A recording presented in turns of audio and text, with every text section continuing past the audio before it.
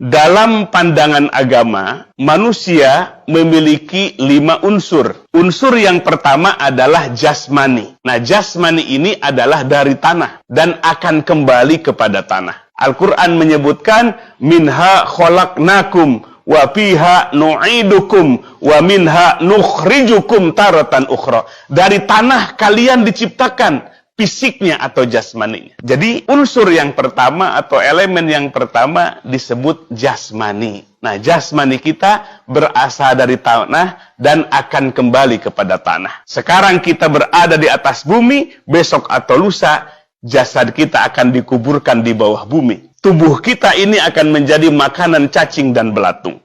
Itulah unsur manusia yang pertama disebut jasmani. Lalu ada unsur yang kedua. Unsur yang kedua disebut ruhani. Nah, ruhani inilah yang Allah tiupkan ke dalam jasad kita ketika kita berada dalam kandungan sang ibu. Wa nafakhtu fihi mir ruhi. Allah yang meniupkan ruh kita. Nah, ruh ini adalah urusan Allah. Dulu ada orang-orang yang bertanya kepada Nabi Sallallahu Alaihi Wasallam, yas'alunaka anir ruh. Mereka bertanya kepada engkau Muhammad tentang ruh. Qul, katakan, ar-ruhu min amri rabbi. Ruh itu adalah urusan Tuhanku. Nah, sampai hari ini tidak ada orang yang bisa mendeteksi apa ruh itu. Itu adalah elemen manusia yang kedua. Lalu elemen manusia yang ketiga adalah yang disebut dengan asyahwat atau nafsu. Nafsu manusia. Nafsu ini karakternya hanya menyukai kesenangan duniawi saja. Jadi watak dan karakter nafsu manusia hanya ingin menikmati kesenangan dunia. Mata'ul hayati dunia. Kesenangan duniawi. Dari makanan,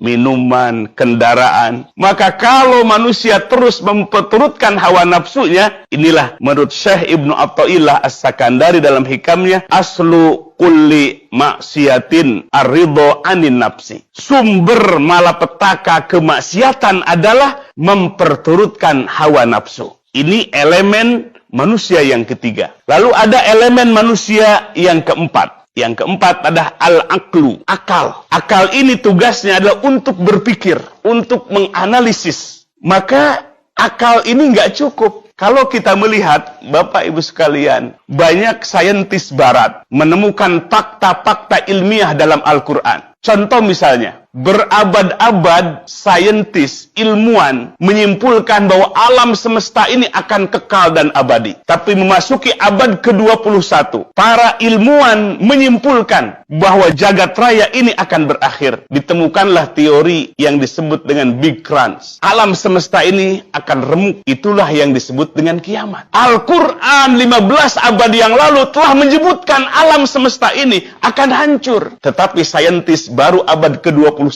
menyimpulkan dengan teori Big Crunch. Tapi kenapa mereka tidak berbondong-bondong beriman kepada Al-Quran? Karena mereka pendekatan hanya akal semata. Ada yang kelima ini namanya qalbu atau hati. Para ulama mengatakan al-qalbu huwa jauharul insan. Bahwa qalbu itu adalah esensinya bagi manusia. Sesuatu yang paling mahal bagi manusia. Apa fungsi qalbu ini? Nah, qalbu inilah tempat turunnya cahaya Allah, tempat tumbuhnya keyakinan atau hidayah. Jadi, hidayah itu tidak masuk ke dalam akal. Tetapi hidayah, keyakinan atau cahaya Allah itu hanya masuk ke dalam qalbu, hanya masuk ke dalam hati. Maka kalau kita melihat dalam Al-Quran, Al-Quran turun dengan perantaraan Jibril alaihissalam, ala qalbika, datangnya bukan kepada akal Nabi, tapi datang kepada hati Nabi Muhammad SAW.